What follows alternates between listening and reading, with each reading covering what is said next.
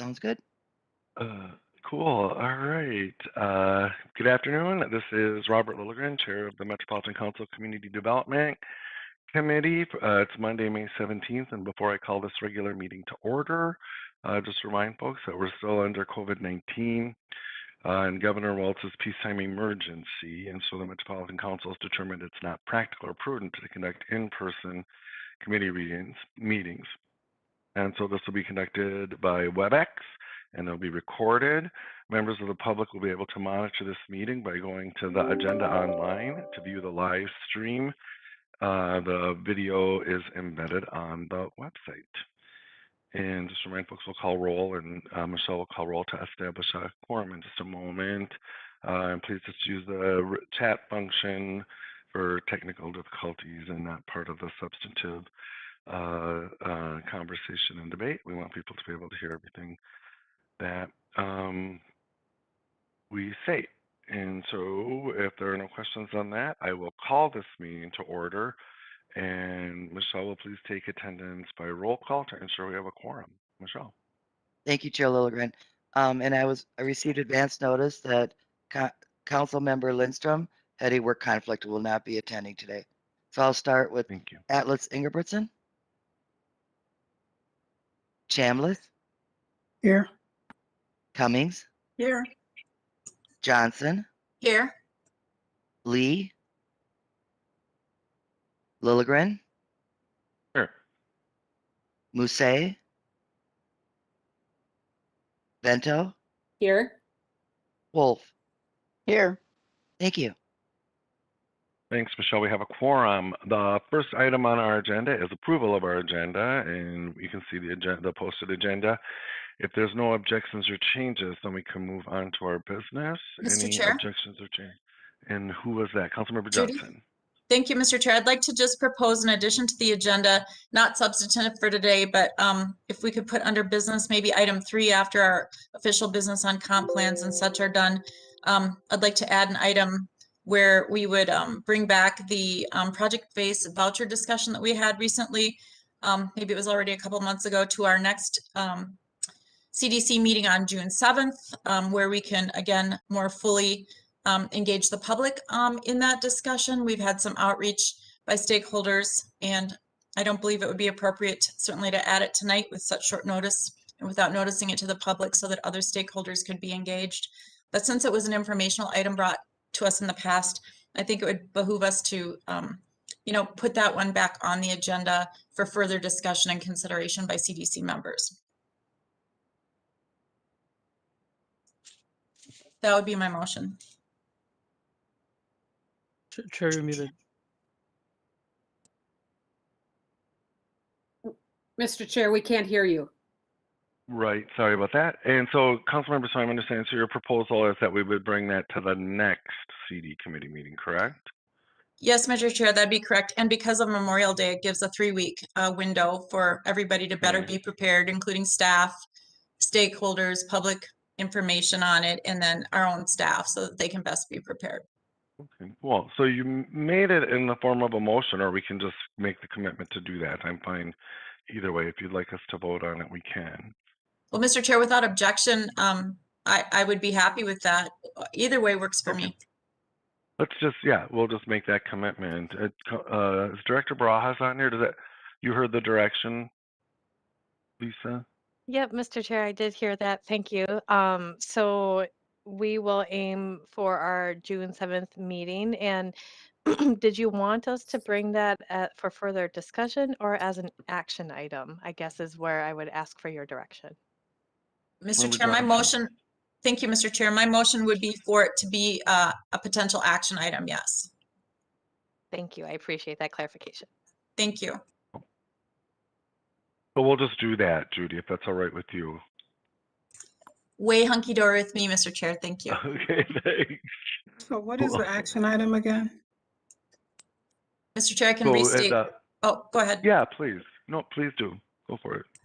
Thank you, Mr. Chair. The motion would be then to add to the June 7th CDC meeting the discussion again of project-based vouchers, the program that we instituted last year.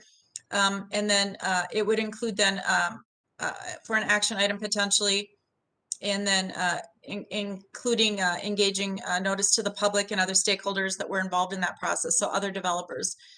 So we've been, Beacon certainly has reached out to all of us, but there were others that were impacted by that. And because it was an informational item brought to us previously, there was no opportunity for public engagement with the full CDC. So this would remedy that. I still don't understand what the action is. Well, maybe we should do it in the form of a motion. So Councilmember Johnson is moving that we put on the June 7th CDC agenda the item of the voucher. I'm sorry, what was it, Judy? Project-based voucher program. Project-based voucher program, and for discussion and reconsideration. It sounds like, Judy, that's what you mean, right, Councilmember Johnson?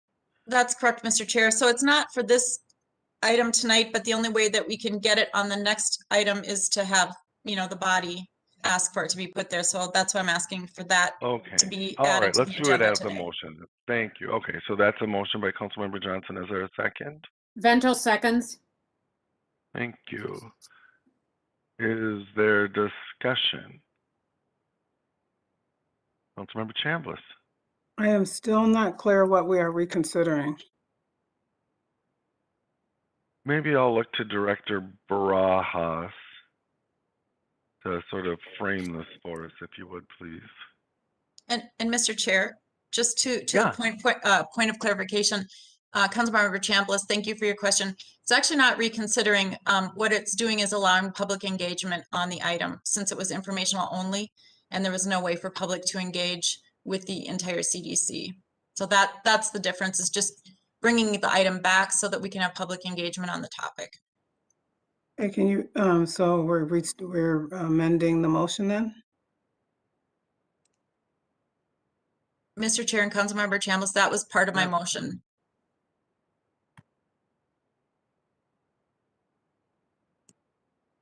So do you want to hear, Councilmember Chambliss, would you like to hear the language of the motion again? Maybe, I don't know, Michelle, did you? Were you able?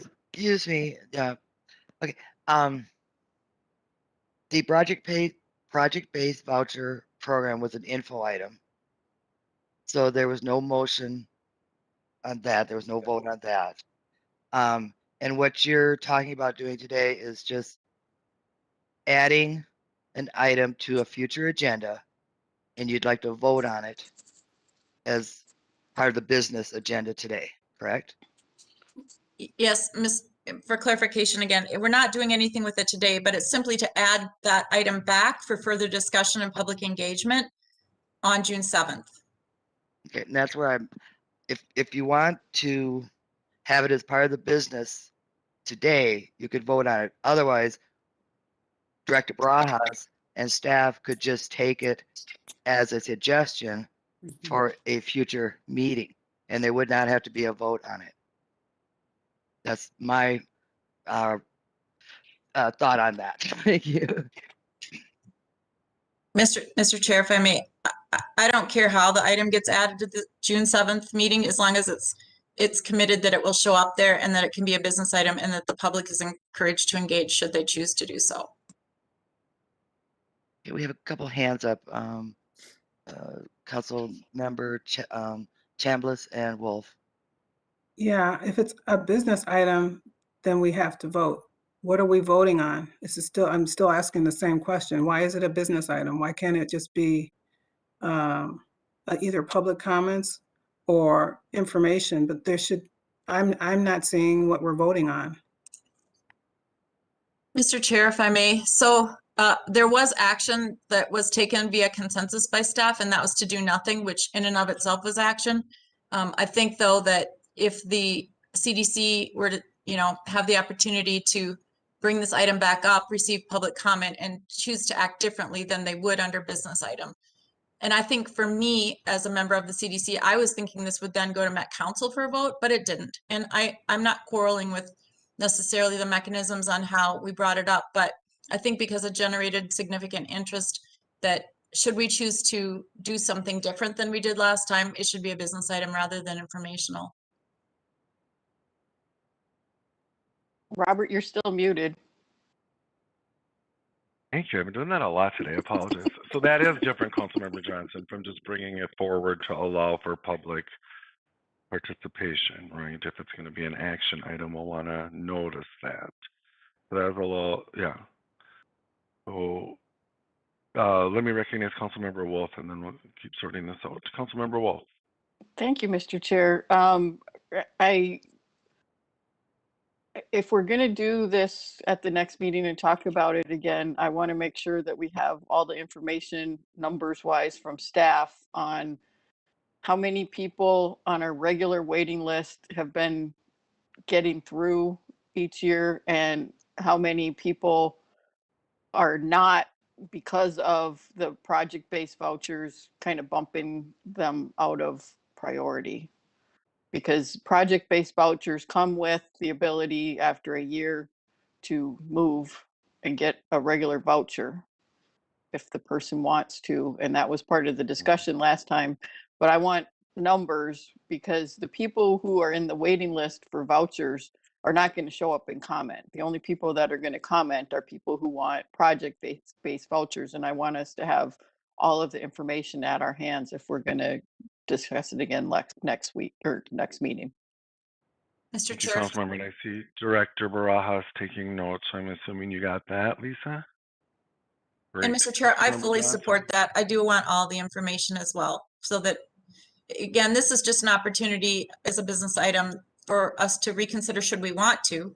We never took a vote. It was kind of via consensus, but it also then does allow the public, whoever they may be, the opportunity to address this as a group. So absolutely, any information, the first report, any additional information, the more the better. Got it.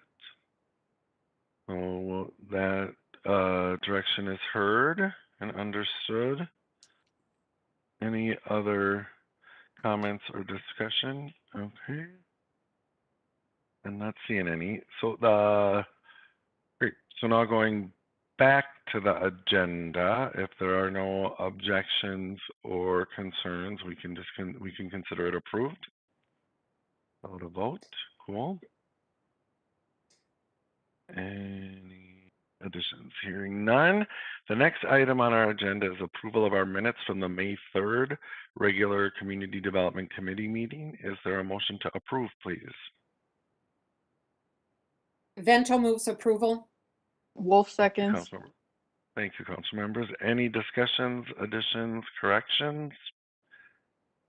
Hearing none. Michelle, please call the roll on our minutes. Yes, Chair Lilligren. Atlas Ingebrigtsen. Chambliss. Aye. Cummings. Cummings. Aye. Johnson. Aye. Lee. Aye. Lilligren. Aye. Vento. Aye. Wolf. Aye. Thank you. Thanks, Michelle. That item carries. Oh, and just note, I did get a text from Councilmember Ingebrigtsen. She's running late, but she will be joining us. Thank you. Yeah, thanks. And we will move on to our business items for today. The first is 2020-103.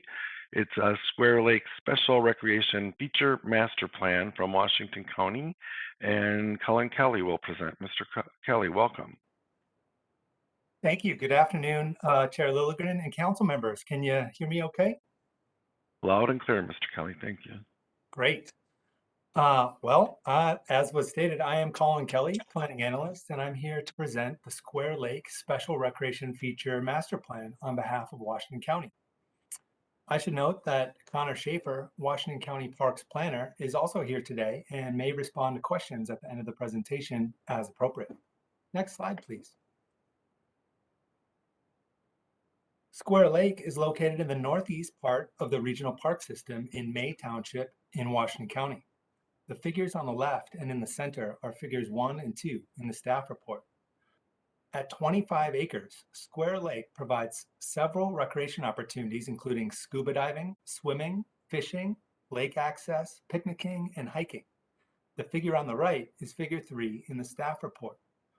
Square Lake's designation as a special recreation feature stems from the pristine water of the lake itself and high-quality swimming opportunities.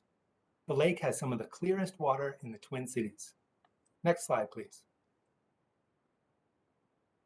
A technical advisory team was created for interagency collaboration, review of existing conditions, and discussion of improvement opportunities at Square Lake. In addition to Washington County staff across multiple divisions, the team was made up of representatives from the organizations you see here on the left side of this slide.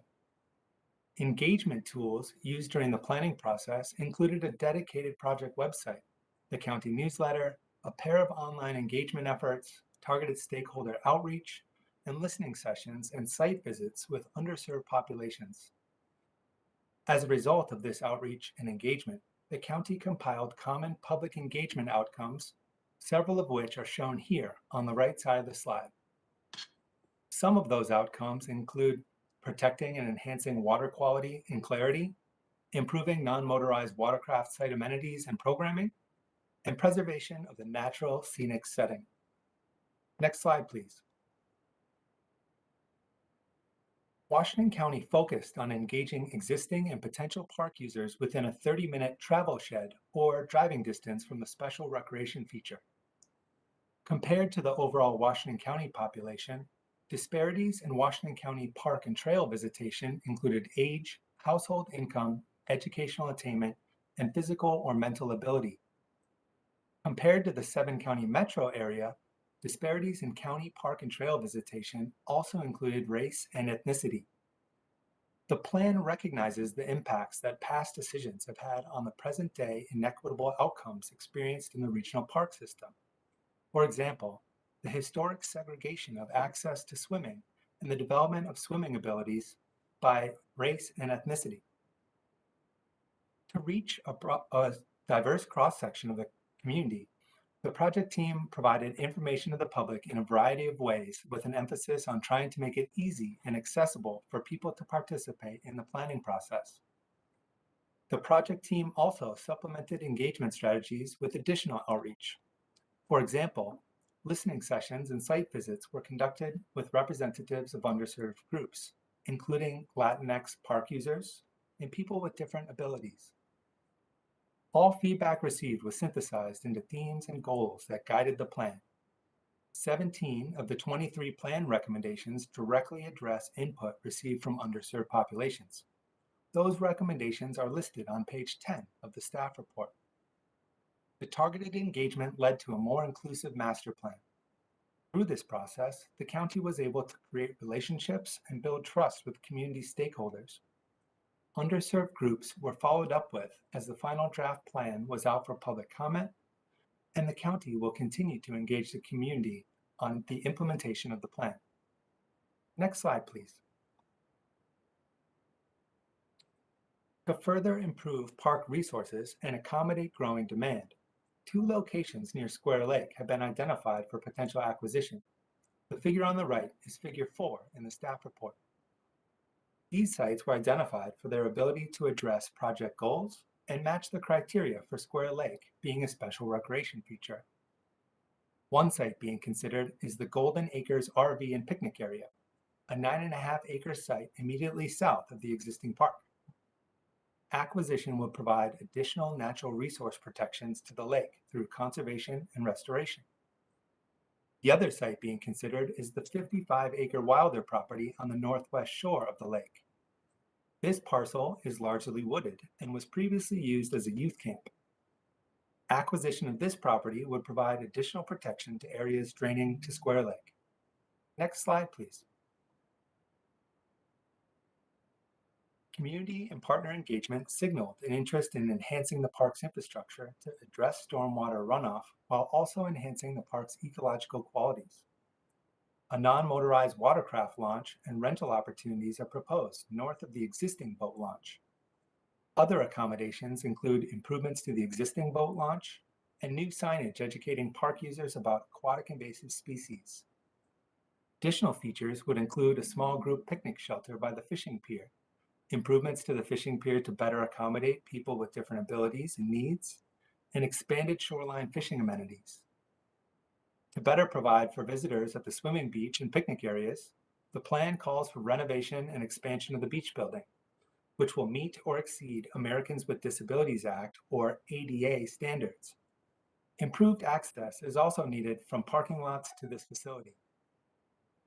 The development concept also includes restoring shoreline and adding trails.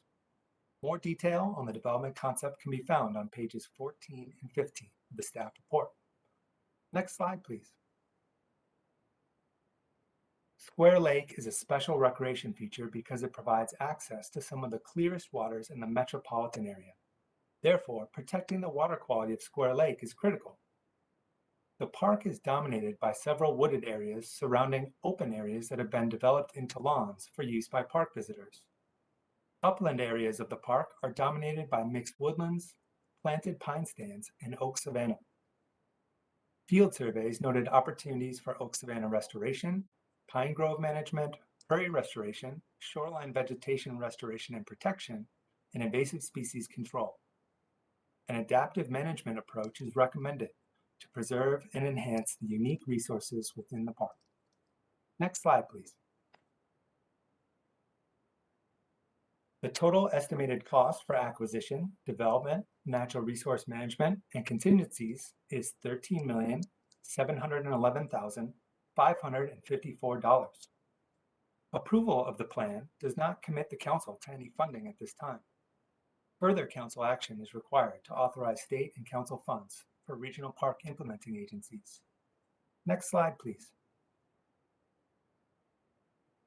The Square Lake Special Recreation Feature Master Plan is consistent with the requirements of the 2040 Regional Parks Policy Plan, particularly Planning Strategy 1, Master Plan Requirements, as well as other council policies included in Thrive MSP 2040. Next slide, please. The proposed action before you, then, is that the Metropolitan Council approve Washington County's Square Lake Special Recreation Feature Master Plan. I should note that the Metropolitan Parks and Open Space Commission voted unanimously to approve the proposed action at its meeting on May 6th. With that, I will stand for any comments or questions you may have and remind you that Washington County staff is on hand as well. Thanks. Thank you, Mr. Kelly, for the report and for your work on this, and our thanks to the Washington County staff as well for being here and for being a good partner. Questions on that report? Questions or comments on that report? And if you want to just speak up, I can't see your images right now for some reason. Any questions? Hearing none. Councilmember Lee has a question, Chair Lilligren. Thank you, Michelle. Councilmember Lee. Thanks, Mr. Chair. I have a quick question about the scuba diving. I imagine it can be a pretty expensive sport, and so I was wondering how we'll make something like scuba diving in the area be more accessible and affordable to everyone who wants to learn it. Because I imagine being a landlocked country, state, we're not a lot of folks are exposed to it. Thank you. Yeah, thank you, Councilmember. Mr. Kelly, do you have a response, or do you want to turn to our friends from Washington County? I'd be happy to pass it over to Connor Schaefer if he's available and has any insights there. It's a good question. Mr. Schaefer, any insights for us, please?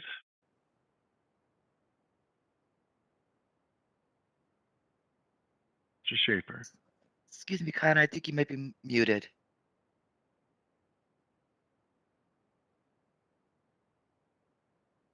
Connor, are you there? Yes. Can't hear him though. We're not hearing you if you're speaking, Mr. Schaefer. How about now? Is this There. Now, yes. Yep. Am I good? Yes. Thank you. Okay. Thank you, and thank you for the patience, Commissioner. Chair, and this is a really great comment and question, and something we talked with our public about throughout our public engagement.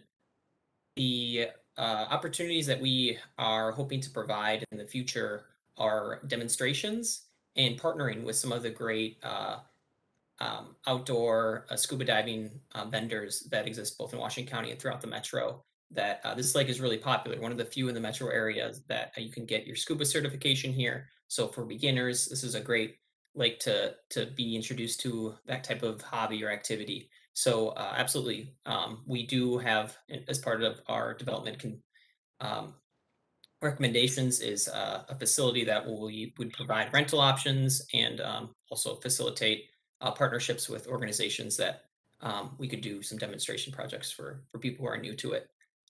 But I think that's a really good comment and something that we look forward to addressing, kind of on the programming side when we're able to acquire the parcel. That would make it a lot easier, which is that Golden Acres parcel that's currently really used primarily for scuba access. So that would be part of probably the first step to providing that service. Thank you. Thank you, Mr. Saber. Councilmember Lee, thank you. Further comments or questions on this report? Any further questions? Seeing none, Mr. Kelly proposes that we approve Washington County's Square Lake Special Recreation Feature Master Plan. Is there a motion, please?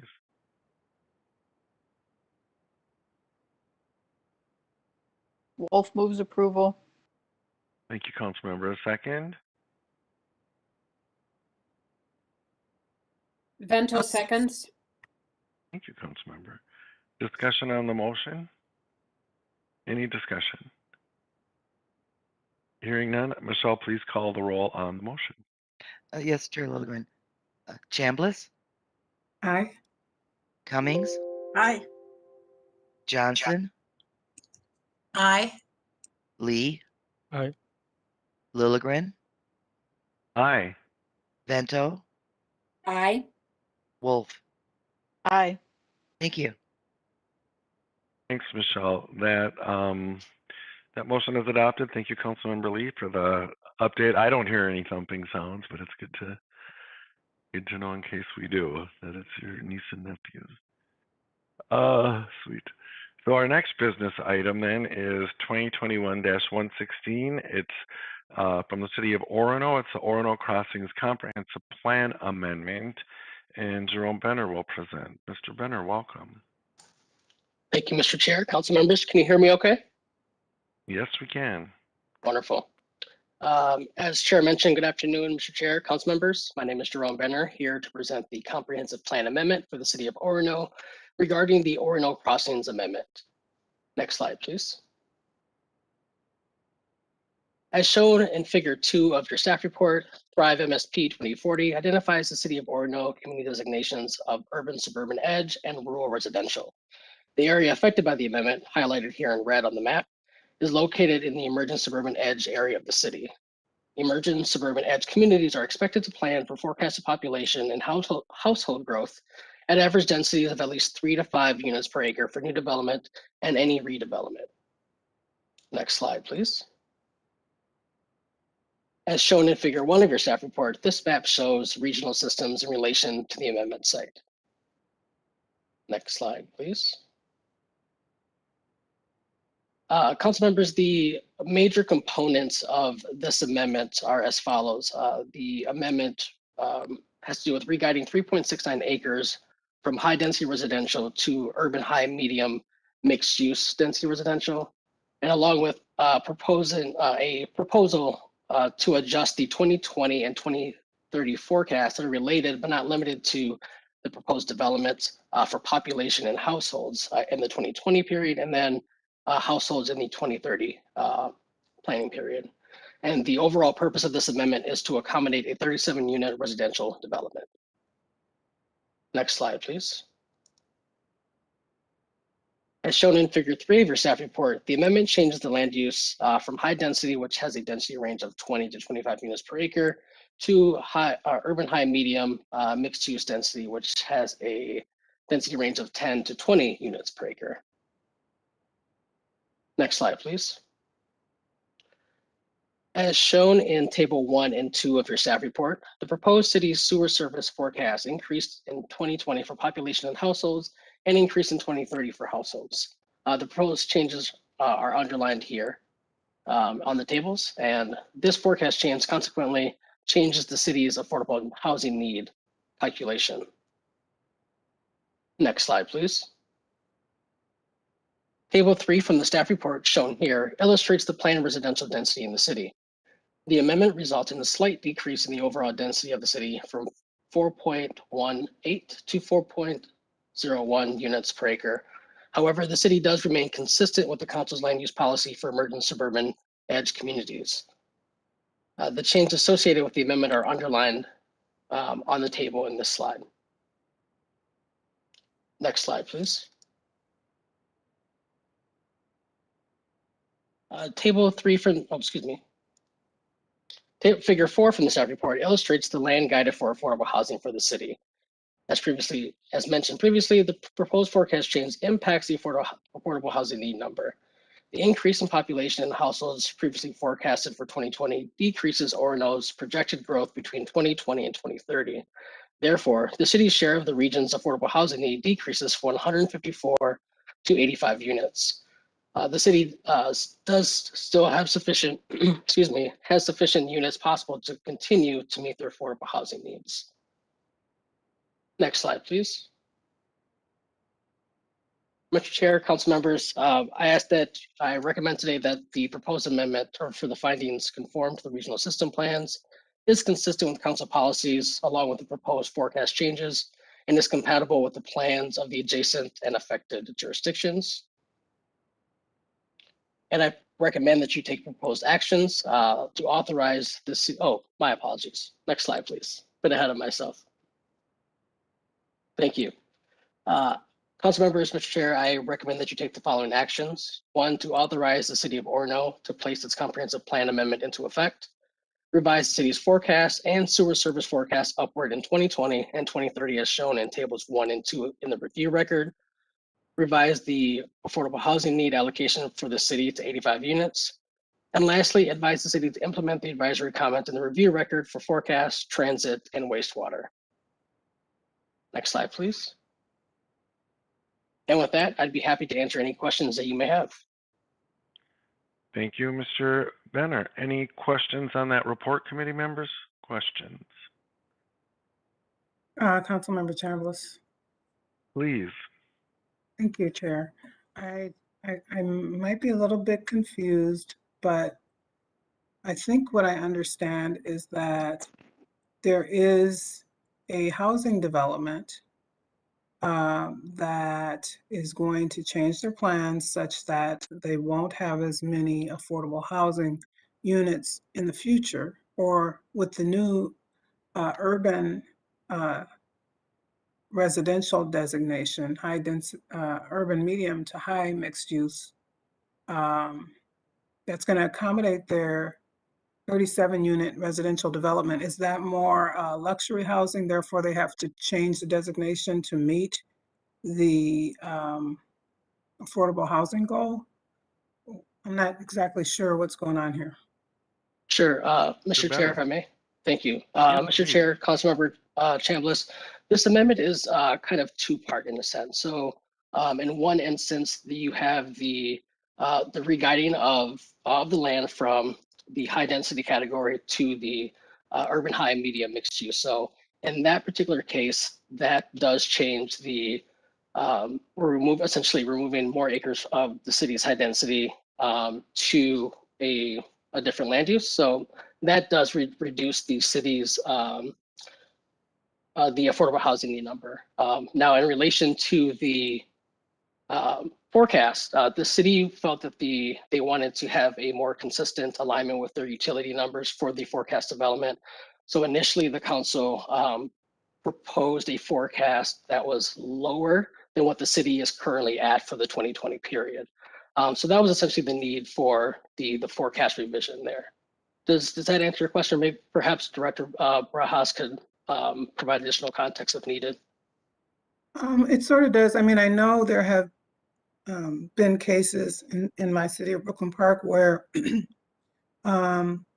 we thought that we would have maybe high density development come in, and when that didn't happen and another developer came in with a different idea that didn't have as much density, then they chose to go with that opportunity. Sometimes the economy changes and these things happen, but I'm just trying to get clarity on what caused the change or why it was initiated. Mr. Chair, council members, Councilmember Chambliss. Yeah, so it's essentially this particular development does not have any affordable housing in the sense where there's a certain cost associated over a certain amount of time for this project. So while it could be affordable for the area, there is no affordability component to this project. So it will be market rate. But as far as the need for why the city decided to reduce this guiding land use, I think it's mostly just maybe to fit the dynamics of the site would be my assumption. But perhaps if there are other comments from my manager, Angela Torres, or the director, I'd be happy to pass it to them if they have additional input. Yeah, I thank you, think Mr. you've covered Benner. it well, Jerome. Great. Well, anything to add, Director Bras? Nope, Jerome covered it. Thank you. All right, good job, Jerome. Further questions or discussion on this report? Further questions? Hearing none, Mr. Benner has proposed a series of actions to authorize the City of Orono to place its comprehensive plan amendment into effect. Is there a motion to approve, please? Johnson moves. Thank you, Councilmember. Is there a second? Cummings seconds. Thank you, Councilmember. And any discussion on the motion? Discussion. Hearing none, Michelle, please call the roll. Yes, Chair Lilligren. Chambliss, Aye. Cummings, Aye. Johnson, Aye. Lee, Aye. Lilligren, Aye. Bento, Aye. Wolf. Aye. Thank you.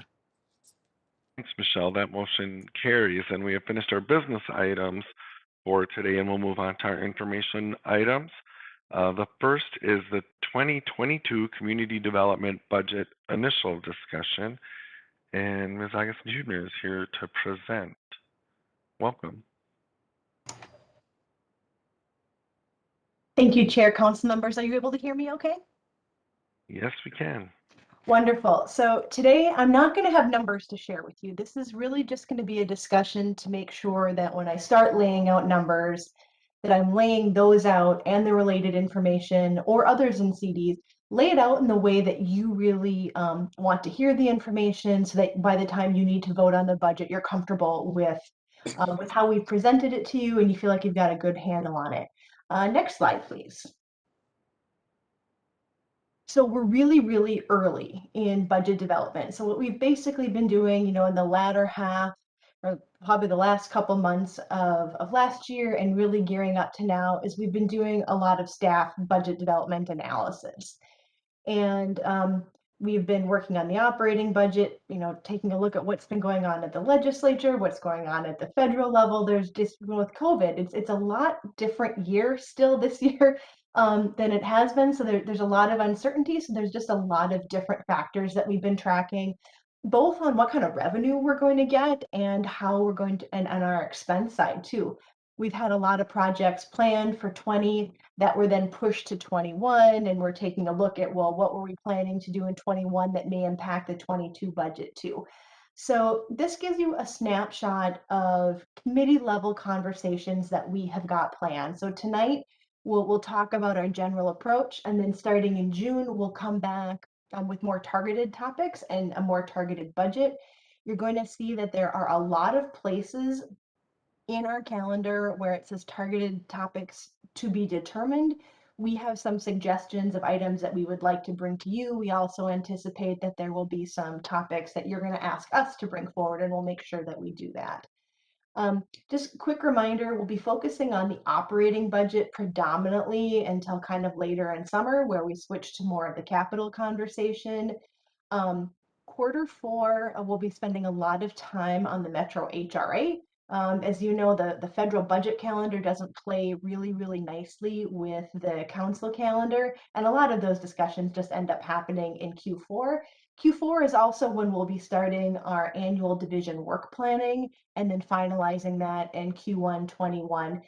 So when you look at the CD budget, just as a reminder, a lot of your investment in the CD division budget is in us. It's the staff, it's the direction for what you want us to work on. So that division work plan is an integral part of our budget. Next slide, please. Okay, so what we're going to walk through today is a really brief high-level recap of what I presented and shared with you last year. We have a couple recommended changes and anticipate you may ask us to change other items. And really the bulk of the conversation today is hearing from you. Again, then up next will be in June, and that's when I'll really talk about some numbers and other items that you may ask for. Next slide, please. Okay, so we're going to go through just 3 or 4 slides from 21. So one of the things that, you know, as you were getting grounded as council members and learning about all the different programs and all the different units, a lot of the budget presentation was just kind of a refresher on what the units are and what our major functions are. One of the recommendations and the direction that we'd like to move in the 22 budget, now that you've got a really good idea of what we do, is focus a lot more on performance. So, you know, you invested X number of dollars in this program. What value did that provide to the region? So just a slight shift, and not to say we didn't talk about that last year, but make a more concerted effort to talk about the budget investment in community development, how that benefited the community, how that connects to Thrive MSP 2040, how that connects to the policy plans that we all operate under. Next slide, please. So this is a slide that really developed last year from your feedback. So again, these dates are intentionally out of date. This is just what I shared with you last year. And this list grew and developed through our conversations last year. So as we heard feedback from you of, you know, when you talk about topic A, B, or C, we'd really like it framed this way. You know, so you asked us to frame our conversations in how it relates to the council's regional role. You asked us to provide analysis and research and disaggregated data whenever it's possible or available, to really focus on equity impacts, to talk about the general economic conditions, you know, not only what is COVID doing to our budget being the council's budget, but the broader economy. Looked for us to identify a way to leverage funds where it was possible, and to identify places where we could have timely financial impacts. One of the ways that you're seeing the timely financial impacts is some of the strategic council investments that you just decided as a broad council to make. You know, so as a community development committee, you'll recommend our budget, and then as a broader council, you invested other dollars. And this year it was really a focus on equity related items. Our budget being CDs, was a beneficiary of that. We'll have about $4 million more to put into the LHIA program in 21 because of that. You also asked us to look ahead whenever possible, knowing that last year the crystal ball was super murky because of COVID. It is still fairly murky, but it is getting clearer. So really taking a close look at forecasting what's happening with our revenues and expenses, doing our best to tell you what we see on the horizon, keeping a close eye on state forecasts and what's coming out of session. That's something we're all closely watching these days too, and taking a look at what items CDC might want to put forward for the council targeted initiatives. This was a developing list last year, so that's kind of the base that I'm planning to start from. If you could go to the next slide, please. So last year we took one of our first initial stabs at really summarizing how equity shows up in the community development budget at large, at a high level. And it was a lot about, just kind of as a reminder, that the columns in green is the money that goes out either through HRA pass-through or our grant programs. And you really impact the budget there and the equity investments through the policy plans. You know, you've been through a lot of these policy plans now, scoring criteria in our grant programs, project-based vouchers was a conversation earlier today, and how we do outreach and grant programs. Equity also shows up in our annual work plan through our strategic initiatives, through our equity change team, and how we spend our money in contracts and consulting. So I would say this is was our first stab last year at the high level roll up for our whole budget, knowing that a lot of those detailed equity conversations were happening at the program level. Kind of, you know, each of those little the sub bullets in there is where more of the detailed equity conversations happened. Next slide, please. Okay, so that was the snapshot. So there's two discussion slides. One is, you know, so at the high level, is that the way that it was helpful for us to communicate with you about the budget? So there's kind of four major functional areas that the budget presentations tend to come to you in.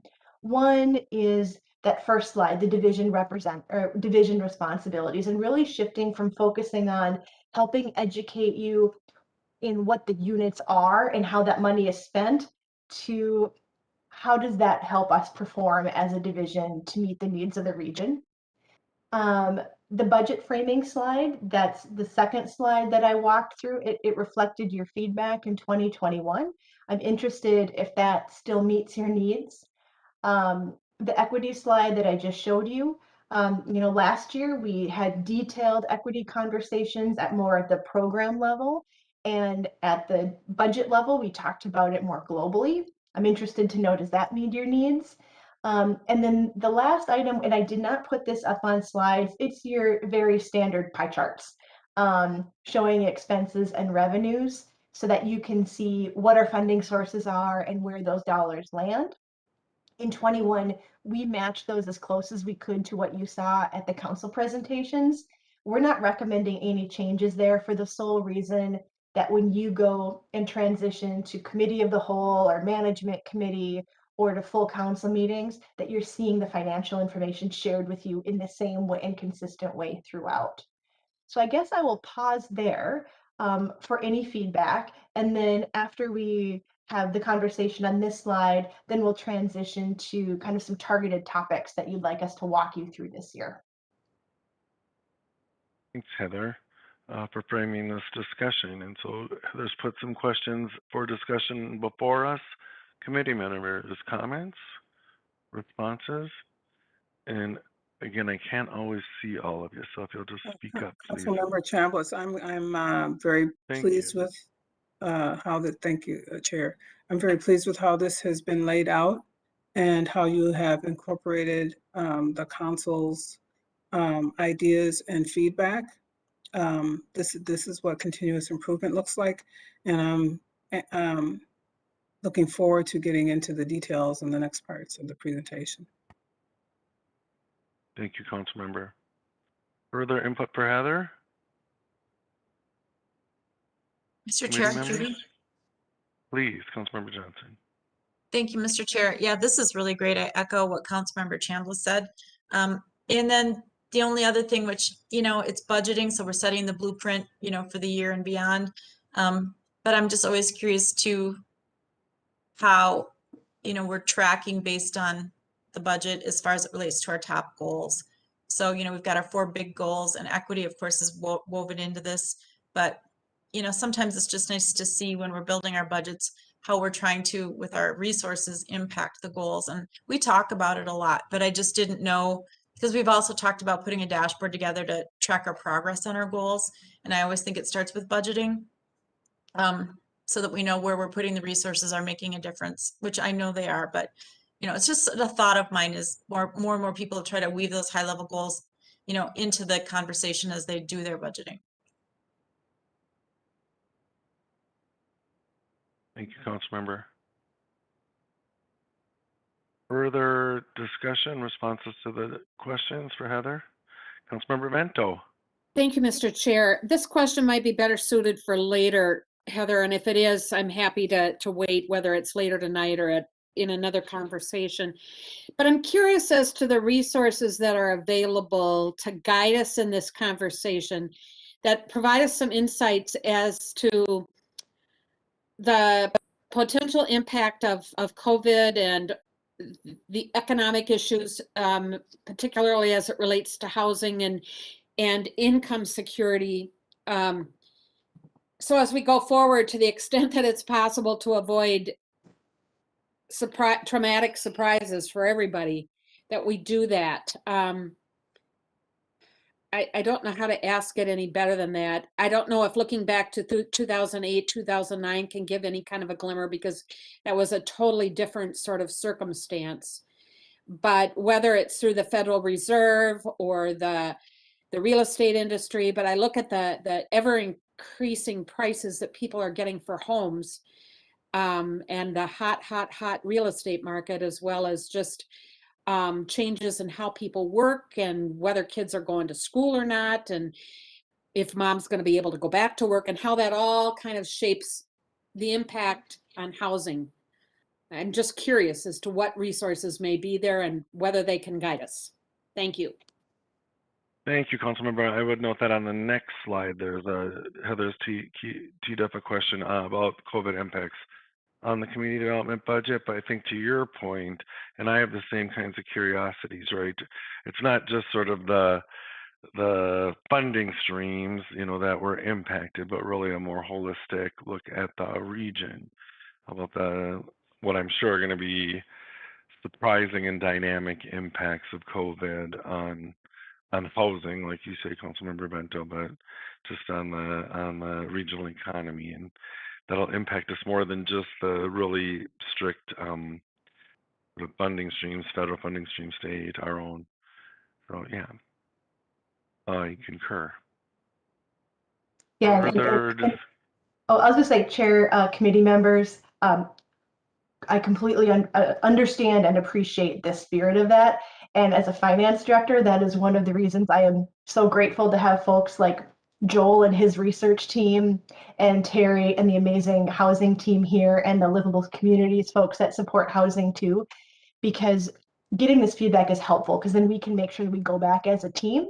And the budget presentation might not be me, but it is making sure that we are weaving in those related factors that do impact our budget and impact the residents that we're serving. So thank you for your feedback. It's all very helpful, and we'll do our best to weave all of it together into a package that is sequentially makes sense as you're making your decisions.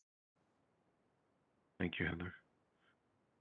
Further input for Heather, or are we ready to move on to the next discussion slide? Any further input? Heather, the floor is yours. Okay, I guess I will ask if you could go to the next slide, please. Right, so as we were just talking, a lot of the budget conversations that we're going to have might not be me leading. There are so many topics in community development where there is such close integration between what's going on regionally and how our budget intersects with that. So one of the things we wanted to do today is to give you a preview of kind of staff-driven items that we want to bring to you, and issue the invitation that if there are other items that you would like to talk about, that we will get to know what those are now, so that if it's something that we need to go back and it's going to take some work on our part, that we've got enough lead time that we can pull things together for you. So we definitely want to talk about COVID impacts on the CD budget and on the broader region. Our Livables community staff are working on a potential pilot program that may be a potential area for investment this year. There's a lot going on with Metro HRA that you've heard about. There's the Metro Mobility, this is the problem with sometimes being in transportation. I accidentally call Metro HRA Metro Mobility, and I switched the metros around, so sorry about that. So the Metro HRA demonstration program, the home purchase and disposition policy. So there's some really, really cool piloting going on right now that Terry will be back in front of you to talk to about. But we Last year, we kind of started to dip our toe in the water of purchasing homes, and the council authorized money to buy the second side of a townhome. So there's going to be some continuation of that conversation. We will be back in front of you to talk about rent limits and an analysis of the small area fair market housing rent initiatives that, the timing and the implementation of that got delayed slightly because of COVID. We'll be back to you to talk about parks capital funding and in particular, one program that we have, future reimbursement consideration program. There's some IRS rule changes that have come about that we're going to have to react to. We'll be back to talk to you about that in more detail. We're also gearing up for what will come after Thrive 2040, the 2050 Regional Development Guide. So even now, we're going to be starting to gear up to make sure that the council is in a good space to put that together. And with that, I would open up the floor, that if there's other items you're interested in making sure that we talk about, that we get those on our list. Thanks, Heather. So another question, what other conversations do you want as part of the 2022 budget process? Committee members. And again, please just speak up.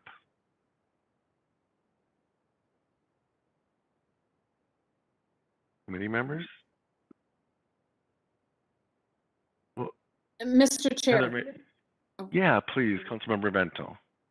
Mr. Chair, I've had too much caffeine today, so I apologize. Another weird thought, but I'm wondering if in the course of this, there's any possibility for us kind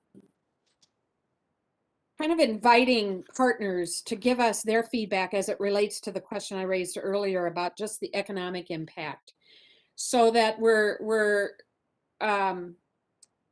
inviting developers and nonprofits and other HRAs, other organizations that we may not be directly interacting with on housing, but have this experience, to just share what they're learning in the midst of all this.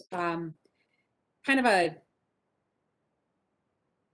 not so much best practices, but maybe helpful data, sort of talking with, schools, senior centers, just to find out about trends and things that may not be showing up otherwise. Weird request, I acknowledge. Chair, committee members, many of us are broadly connected in our work. So, a lot of those conversations are happening all over with numerous staff in the division. Let me take that request back and see if there is a way to somehow package it in a way that makes sense as part of our budget conversations. Thanks, Heather. Further input for Heather on other conversations we want to have as part of the 2020 budget process? Committee members?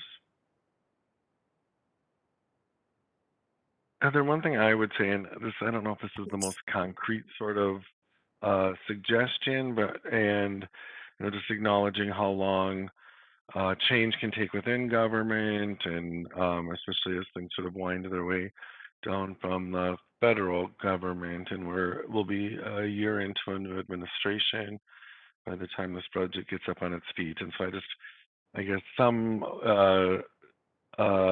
to answer your question about other conversations, I don't know that it's a whole other conversation, but some consideration of what may be happening at the federal level as well as just the state level, and acknowledging again our process is annual and takes time. So for me, it would be affirming, I guess, to kind of be keeping an eye at what's coming out of the administration at the federal level.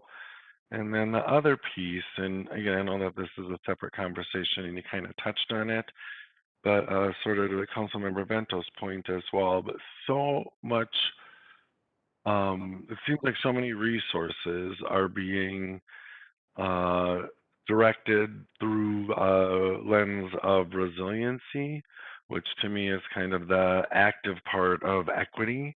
and looking to communities that were most impacted by COVID. And just in my experience in my day job, kind of touches on some resources, both public sector and philanthropic, that are being passed through this pipeline with this idea of resiliency. And it's very broad kind of definition. And I've been gratified by seeing what's considered sort of a resiliency investment and how they really are sort of equity investments as well. So I guess this, as we talk about what's changed with COVID, that we have this resiliency filter as well.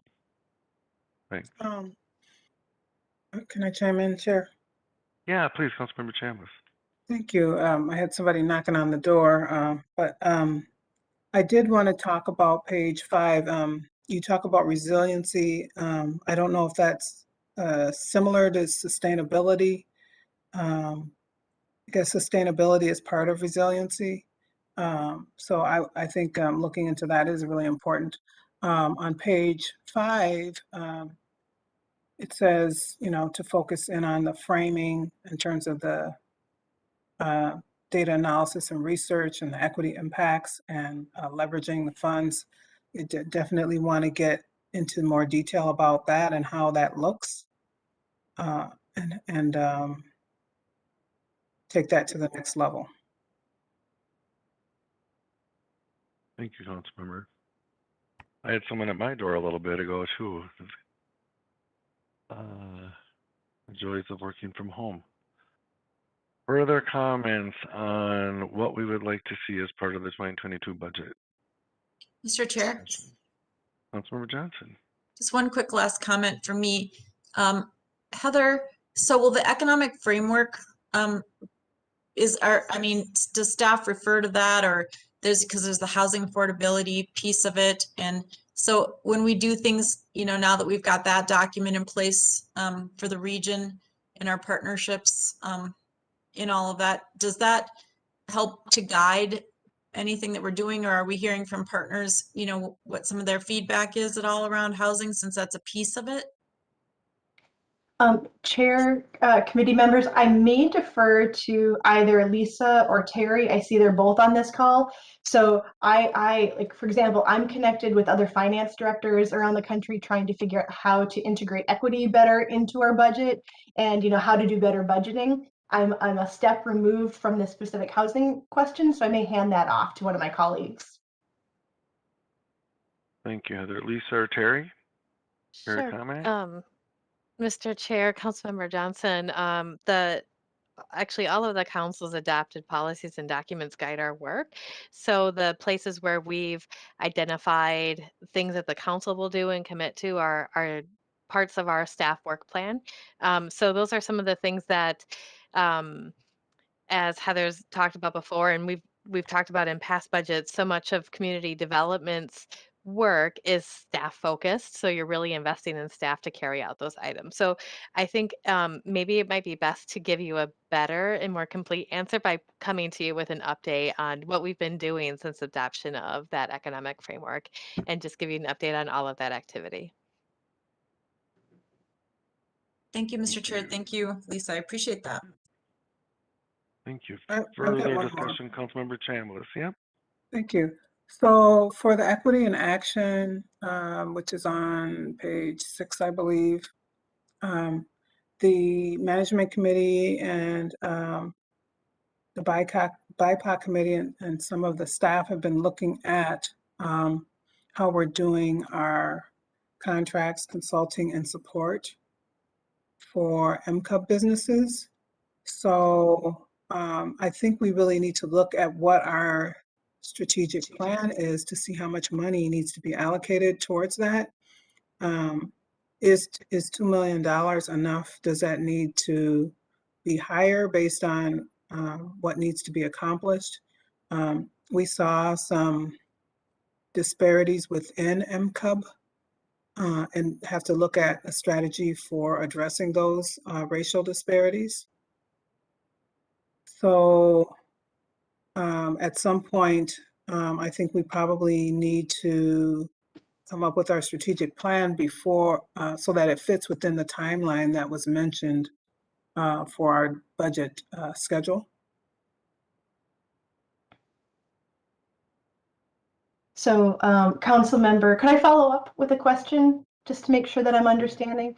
So Sure. in the community development budget as a whole, we have about $2 million of consulting work that goes out like that. That's our total budget. So are you looking for more description of how our consulting dollars are specifically with MCUB vendors? Or I just want to make sure that I'm fully understanding what you're looking, or are you looking for us to make sure that we're actively coordinating with procurement and OEO to make sure that we are understanding what the broader strategy is so we're implementing that in our spend? Yes, Okay. the latter. Understanding the broader strategy so that we're implementing it, because procurement might not be the best and only approach to supporting the MCUB businesses, especially if there's a mismatch between BIPOC small businesses and large contracts. You know, if we're looking at procurement for large contracts, but 95% of the BIPOC businesses can handle the large contracts, then we got a mismatch. So just if the 2 million is just for consulting, then I'd like to look at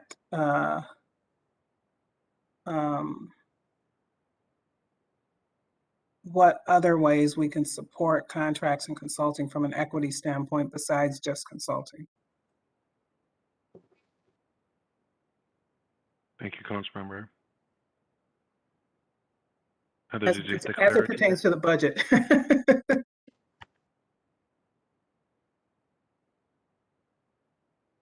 Cool. Further comments for Heather on the 2022 budget discussion? Any further comments, committee members? Oh, yep, go, Councilmember Chambliss. Okay, this probably doesn't fit with our status quo of doing things, but did we hear from you, Ms. Bento? Okay, I missed it. She's looking like she's thinking really hard, and I was just like, okay, now I want to get some jewels from you. Mr. Chair. Councilmember Bento, anything to add? Yeah, please. Councilmember Chambliss, be careful what you ask for. That's all right. I'm not afraid. Bring it on.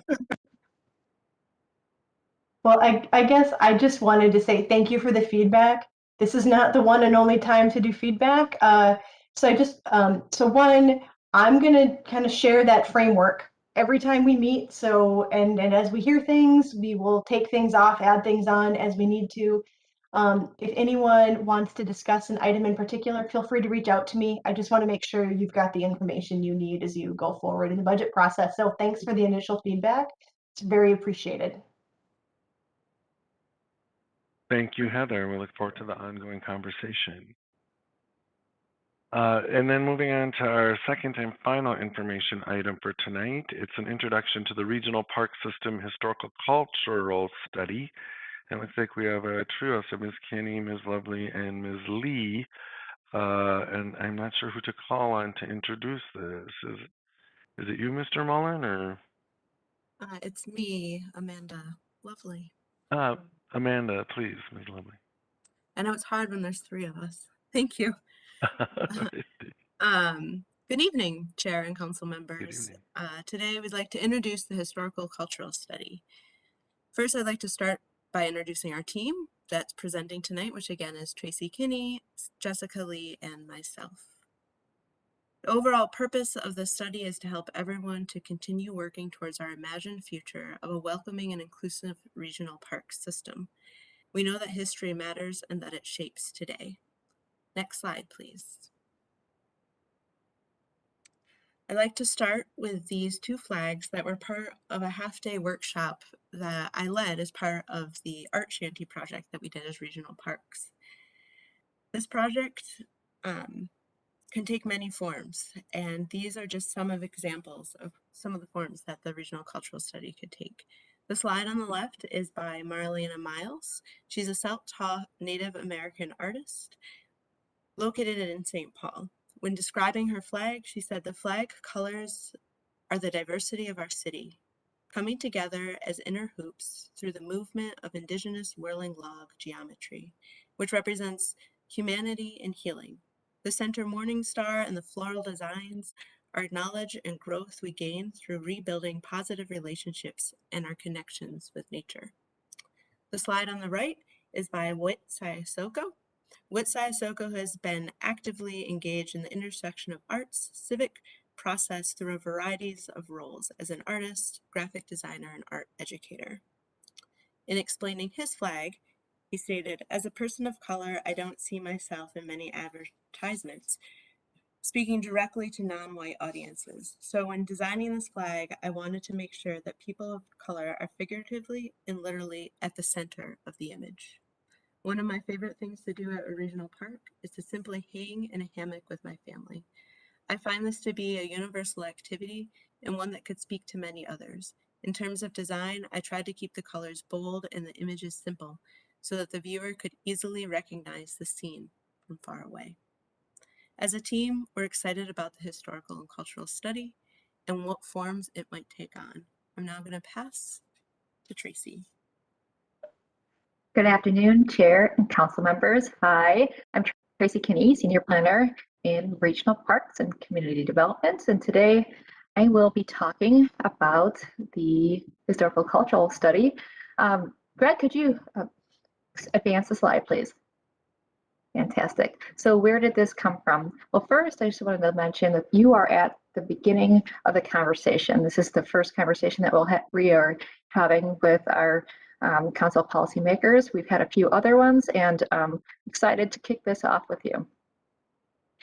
This is not the first time we heard that history is important to equitable usage in a regional park system. History has come up a number of times, both through our recent amendment of the public comment period of the Regional Parks Policy Plan that was approved by Council in December of 2020. And then also through the equity analysis requirement, both through the development we heard from you, our council policymakers, and then also through the implementation, we heard from our implementing agencies. So before you is a quote from Urban Roots, which is a local organization that is youth serving, located in St. Paul. They submitted a public comment in the form of a letter through the public engagement pilot program, and they were just really emphasizing how history is very important and meaningful to them, and to be able to see themselves in the regional park system. They would like to understand the land better and how their place in the land and how the park could then better reflect them. And through the equity analysis requirement, we heard how history is very important, not only the region's history, but how the region's history has created today's inequities and continues today's inequities. I also wanted to mention that history and culture provide the context that shape the present moment, people's lived experiences, and the regional park system today. It's this contextual detail that is so needed to serve our region's residents in a holistic, place-based way. Not everyone feels welcome nor valued.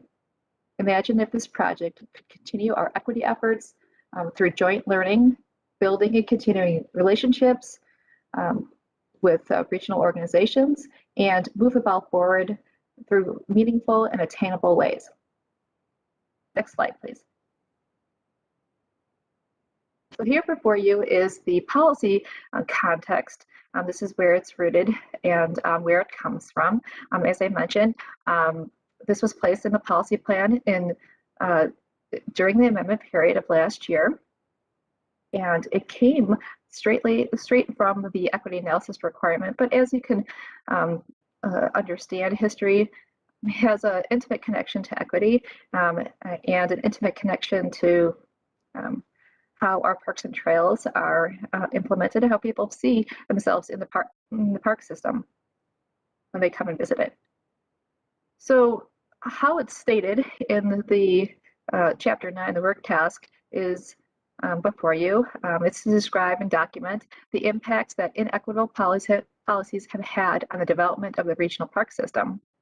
And then the text goes into developing a land acknowledgement that recognizes and respects Indigenous residents and histories of the land where our regional parks and trails are located.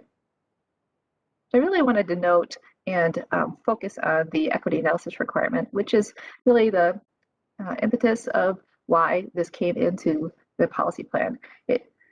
The equity analysis requirement, as you may recall, is for parks and trails master plans, which are long-term development plans that the agencies must engage the public on. And the equity analysis requirement is focused on having a better engagement process that ensures that people across the equity thrive spectrum of age, ability, national origin, race, and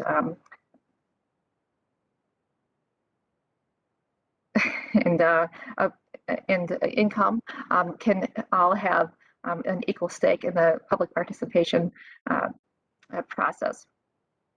So 1B of the equity analysis requirement focuses on what is known about future stakeholders, underserved populations, and how the region's history created present-day inequitable outcomes. That's then translated to the work task item in Chapter 9. So I wanted to focus on that because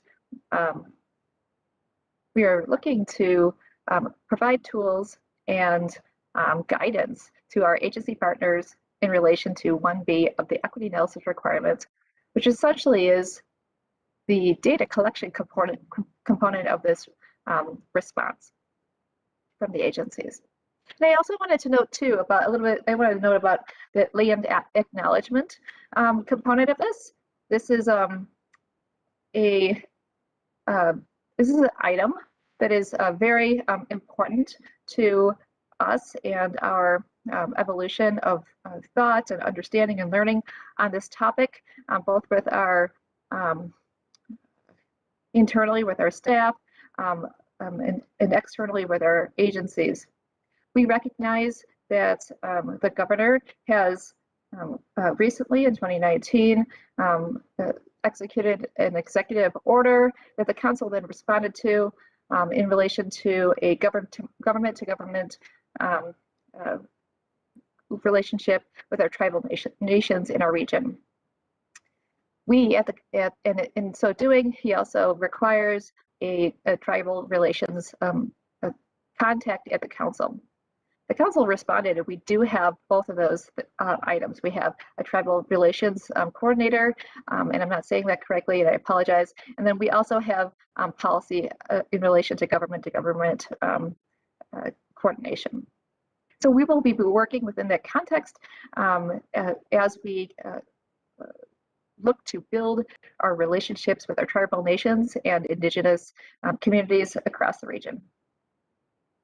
What I wanted to note is that land acknowledgements are not mere acknowledgements. They're very serious commitments to our important stakeholders in the region. And while land acknowledgements are a good goal to shoot for, we will commit to building those relationships within the context that we can, and look to build meaningful outcomes that are jointly arrived at. That is not necessarily merely a land acknowledgement, but hopefully a little bit more than that. But we can only move at the process at the speed of trust on this one. So more on that in the future, and I thank you for listening to me on that. Right now, I'd just like to pause and ask for any questions, and I'll continue forth. Thank you, Ms. Kinney. Any questions at this point, committee members? Questions? Hearing none, Ms. Kinney, please proceed. Excellent. Thank you so much. Greg, could you advance the slide, please? So what is this? What is this process? Well, as I mentioned before, this is about tools and guidance for the equity analysis requirement. This is about really helping the agencies feel as though they have the resources available to them to answer 1B of the equity analysis requirement. This is a deeper dive into our continued efforts on equity and a pivot and a deepening of our conversation around history and culture. So this is a continuation of our collective efforts. This is far more about process than product. This is about engaging both internally with staff, with you, our policymakers, with our agencies, and with our regional organizations across the metro area. This is also about mutual learning and building relationships. This is also about, finally, about creating meaningful and useful, attainable outcomes. And what I had mentioned before, this is strongly related to the equity analysis requirement, providing resources and guidance on 1B of the equity analysis requirement. Next slide, please. So what could this be? Well, this could be a myriad of different things. This could be a lifting up of recent events that continue to bubble up and peeling back of the layers of that through a lot of intimate engagement, both with organizations, the public, our agencies, and us ourselves, and a documentation of that. This could be more about a place-based inquiry that is rooted in the national park system. The national park system has a template for historical context studies that engage organizations through a stakeholder advisory committee and various other strategies, as well as you would be engaged, the agency would be engaged, but this is more of a template process that has a strong rooting in the history professions, and we can learn more about that.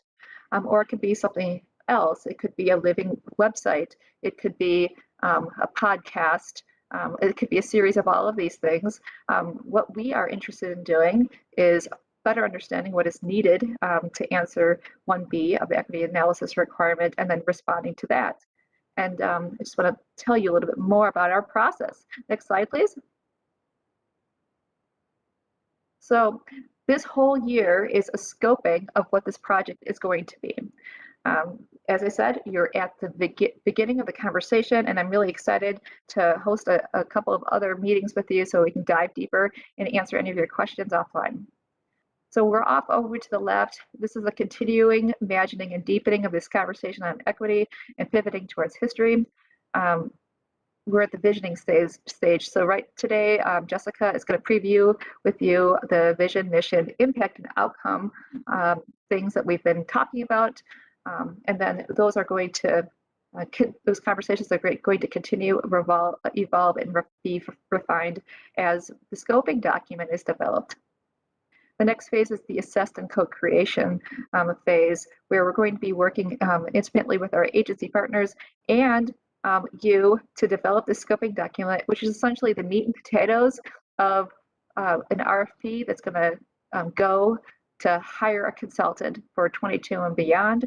We're looking to hire a consultant to then conduct and implement the various ways that we're going to attack the guidance and tools for the equity analysis requirement 1B. And then, we're going to continue that journey. And beneath all of the phases here are all the stakeholders, you yourself and the agencies and us at play. And I also wanted to mention that we have 2 technical committees to be working on the details of this as well. So next, Jessica Lee is going to preview with you the vision, mission, impact, and outcome, and then we'll go back and talk a little bit more about the timeline and what's going to come next. Jessica, would you like to take it forward? Yeah, thank you, Ms. Lee. Welcome. Thank you. Next slide, please. All right. Good afternoon, council members. For the record, I'm Jessica Lee, Senior Park Planner. As Tracey mentioned, we have met with agency partners, our internal staff technical team, and the Metropolitan Parks and Open Space Commission to begin brainstorming and discussing what we want this project to be. And now we're looking forward to hearing your thoughts. One of our focused conversation topics has been around our vision statement, or where we want to go, what we want to aspire to. How do we answer the question, what does an equitable regional park system look like? One example of a vision statement could be to prioritize the region's underserved population's sense of belonging by centering their culture and history. We'll be asking you for your thoughts and ideas on this in a few minutes. Next slide, please. We've also explored our mission statement. How will we achieve the vision? What is our core purpose, our present situation, and the cause of the situation? How might we achieve an equitable regional park system? Perhaps by lifting up cultural, historical, and systemic narratives, or by supporting actions towards a more equitable system. Next slide, please. Next, we have our impacts. What long-term effects are we striving for? Maybe mutual learning, collaboration, relationship building, sustainable support for marginalized communities, possibly culminating in historical, cultural, and systemic stories that are alive in the planning, design, and programming of our parks and trails. Next slide, please. And finally, we have the outcomes. What are the deliverables we could produce from this project? Some ideas are tools to help agencies address the equity analysis requirement, accountability indicators, an accurate history narrative, and awareness of sacred and historical sites. Tonight, we are asking for your thoughts and ideas around what do you want this project to be? How can we achieve it? What are the long-term effects we should strive for? And what deliverables can we produce? After the conversation tonight, we hope to have a better understanding of our vision, mission, impacts, and outcomes. But before we jump into that discussion, Tracey will briefly cover the next steps. Next slide, please. And back to you, Tracey. Thanks so much, Jessica. So I just wanted to show you again that this is the timeline, and we're really at the beginning of the conversation. And we're excited to kick off this conversation with you.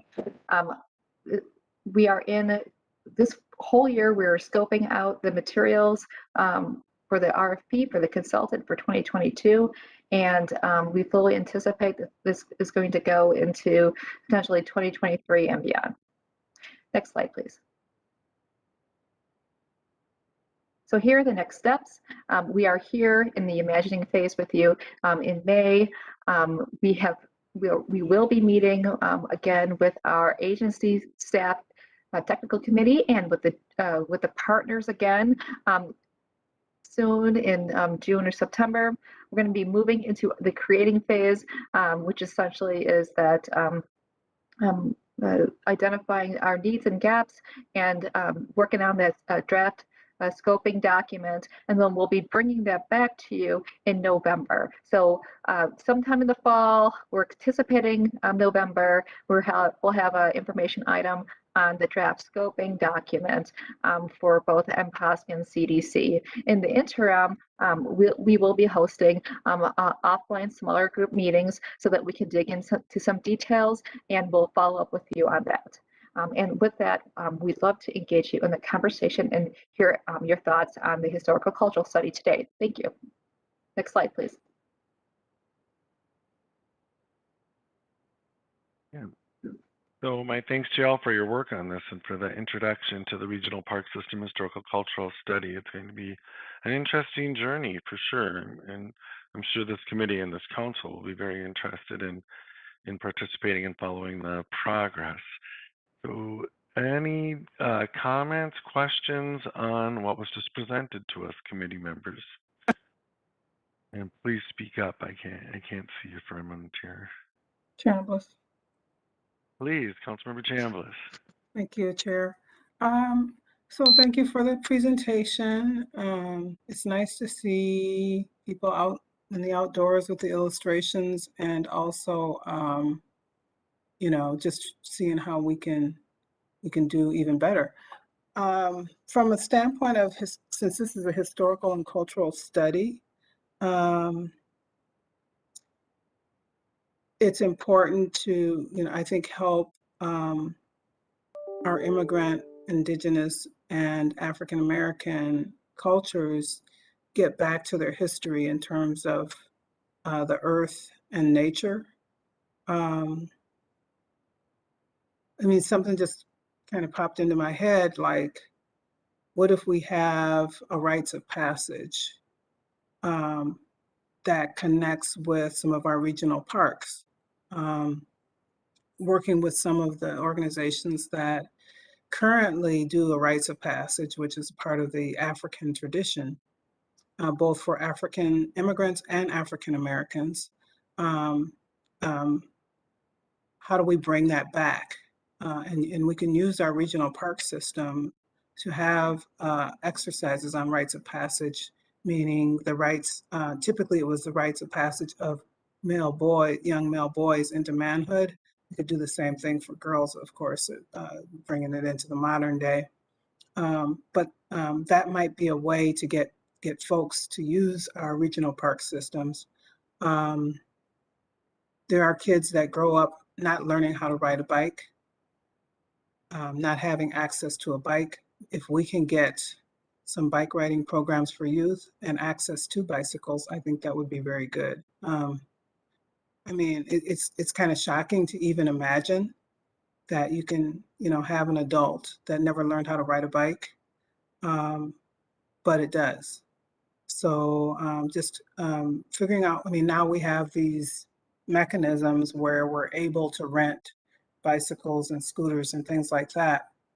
If we can figure out a way to do that with our regional bikes, our regional systems and trails, then maybe we could bring people to those trails. And whether it's through summer programs or schools, there's a lot of things that we can do. Sometimes we get kind of so into our usual way of thinking and doing that sometimes we can be more innovative in how we address issues. So I would encourage us as we do these plans to help people think out of the box, understand history and culture and how to bring that back.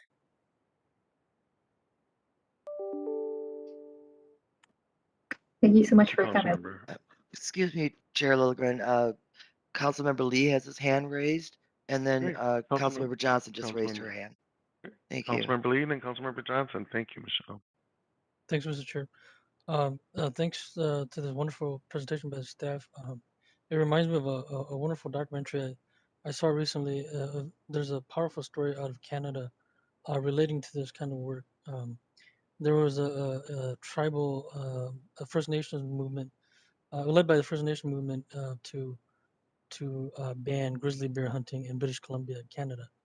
And along the way, they faced many obstacles. And one of the indigenous organizers went to get these hunting maps that were being given out or sold away at public places. And he looked at the map and he realized that the map was missing spots where black and grizzly bears were noted to be nesting by parks federal officials. And so he went up to like the National Parks Office and he said, "You're missing some spots on these islands where we know there's some grizzlies and some black bears here." And he was, in a moment of arrogance, he was dismissively kind of pushed aside, and they're like, "You can't tell us where they're grizzlies and they're or not grizzlies. We're the experts here." And he said, "Well, I've been living on this land all my life, and I'm First Nations people, and I've even guided non-native people to go hunting and camping and hiking. I've done this all my life. I know what I'm talking about." And he was told, "Well, you're not a scientist and a biologist." But undeterred, he and his community went and found some scientists and biologists who were willing to come into their communities and work with them and identify and scout and prove that there were missing spots, populations of black and grizzly bears that the federal officials were not listing on maps. And so anyway, long story short, eventually they were able to lobby the Canadian government to end grizzly bear hunting in all of British Columbia in 2017. But it took a lot of work, and my point is that it ties into this local firsthand knowledge of the people who are here first and here the longest. And a lot of when we talk about all sorts of like privilege and discrimination, we have to remember that the privilege of class and education, and that for those of us at the decision table where we have the power over policy, that we cannot and we should not dismiss or ignore people who may not have a fancy degree or sophisticated, certificate, but that doesn't mean that they know any less and that their local knowledge and expertise is any less important. So this is really interesting and great work, and so thank you. Thank you, Councilmember. Further discussion, Councilmember Johnson. Thank you, Mr. Chair. I have two things. Would this go to the EQC in any form or manner to get their input or guidance or support?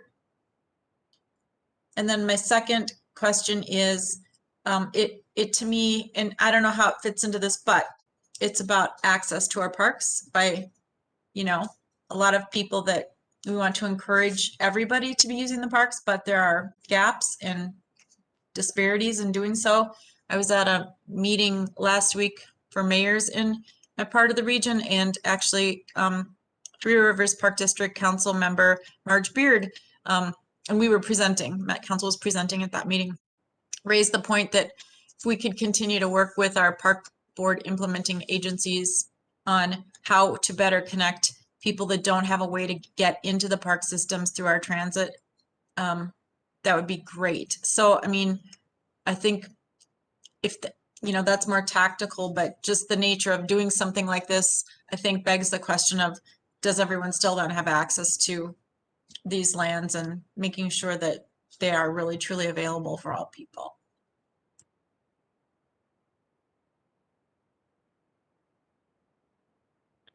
Thank you, Councilmember. Further discussion, Councilmember Chambliss. Yeah, that's a really good point, because a lot of the regional parks are not located on bus lines. So how do we get them there? I think it might be through having special programs that come into the city, that bus them from the city to the regional parks. It could be having collaboration with a regional park and the city. I know some council members don't like that, but sometimes you have to have equity in place to bridge those gaps, where you have, let's say, a community park where they have a field trip, twice a month, once a quarter, going to different regional parks. And there's a collaboration with the regional park and this urban park. So there's a lot of ways that we can bridge the gap if we're willing to be flexible.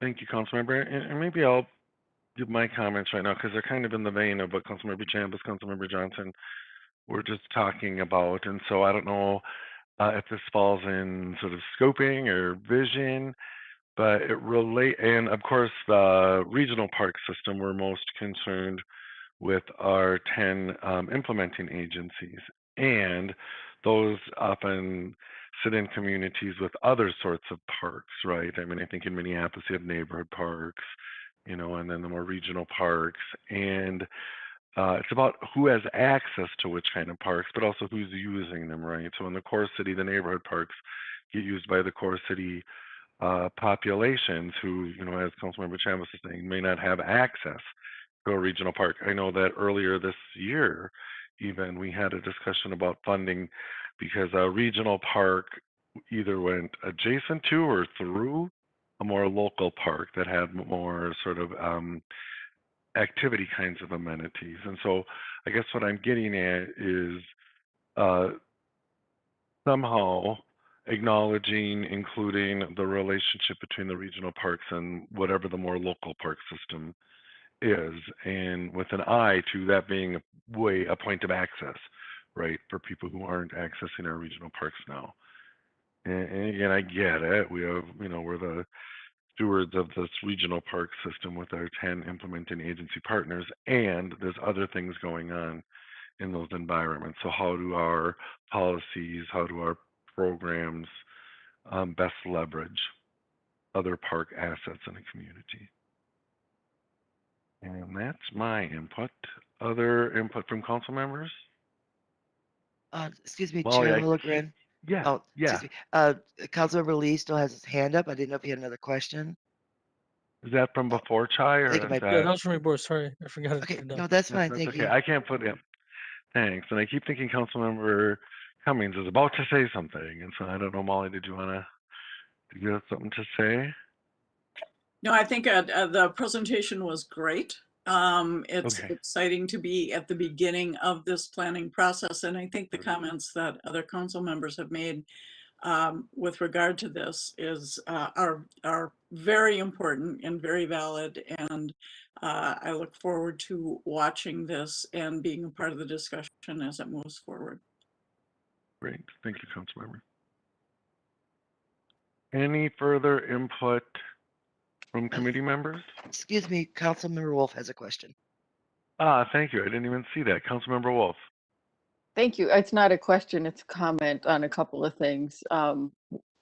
Dr. Raintree Saul several years ago had done a study with underrepresented communities trying to figure out what were they looking for in the regional park, and if they didn't go to them, why not? And transportation actually ended up pretty far down the list. It wasn't as big a deal as people keep wanting to suggest that it is. I think the bigger thing is to figure out what are low cost ways that we can make sure that everybody feels welcome and knows what they can do there. Because if nobody's ever taken you to a regional park, you don't know, is it free? Does it cost money? You know, what are you allowed to do? And so making it understandable, I love the history stuff that we're starting to see, but also making it understandable, but keeping in mind that we have a very, very limited budget for regional parks. Almost all of the operating comes from the park agencies, other forms of funding, be it property taxes or user fees or whatnot. So let's wring as much bang for the buck as we can and look at low cost things that we can do to make it more welcoming, because you know we can think about expensive things, but we just don't have the money. Even on transit, we don't have the money to expand our transit system to go to places that it doesn't currently go right now for any reason. You know, we are not looking to add new communities to the transit taxing district and transit service area because we just don't have the money. So what are things that we can do that don't cost a lot of money, that we can make people feel welcome and valued and want to be a part of our system is, to me, the biggest thing, because we don't have the money. Chair. Thank you, Councilmember Chambliss. Well, I think identifying the issues is important, whether it's lack of transportation or lack of money. If it's lack of money, what can we do to utilize our partnerships so to make some of the goals happen? Because, you know, maybe some of the money can come from our partners, especially if that's what we're doing is partnering. So just something to think about, rather than to say, you know, let's work with what we got. And that's I don't think we have to do that. I think we can maybe find other sources or other partners that are willing to fund some of these initiatives. Thank you, Councilmember. Further discussion, Councilmember Johnson. Sorry, I forgot to ask my one other question, and I think I've asked this every time we're going to hire a consultant, especially on projects like this. When we hire the consultant, will be, you know, we always want to look at qualified consultants, and under that umbrella, will we be looking for consultants that have, you know, bring diversity, either personally or, you know, professionally in their experience or knowledge to this role? I just really think that that would be valuable, and yet I don't know what that industry looks like, but I think that it's just something that we should be, you know, trying to work into some of this as we delve into things that, you know, majority population, you know, might have been schooled in, but I think the original, you know, involvement in community and coming from diverse community and bringing expertise matters as well. So Thank you, Councilmember. Committee members, further input at this point? And I really want to echo the thanks for the work on this. This is really tremendous, and in bringing this to us early, so we are involved in the process from the beginning. And I look forward to seeing how it works out. Ms. Kinney, Ms. Lovelee, Ms. Lee, anything in closing? Just in closing, thank you so much for all of your comments. They're all just fantastic to add and consider and follow up on. And we'll be back. And I look forward to our more smaller group discussions. And let's just continue the conversation. So thank you so much for this discussion tonight. Great. Our thanks to you all. That concludes our agenda. And Michelle or Lisa, anything further for the committee? I don't have anything, Chair Lilligren. I also Okay. don't have anything. I hope you all enjoy the rest of the afternoon. Enjoy this beautiful afternoon, and seeing no further business before this committee, we're adjourned. Thank Thank you. you, everyone. Outside. Thank you. Bye.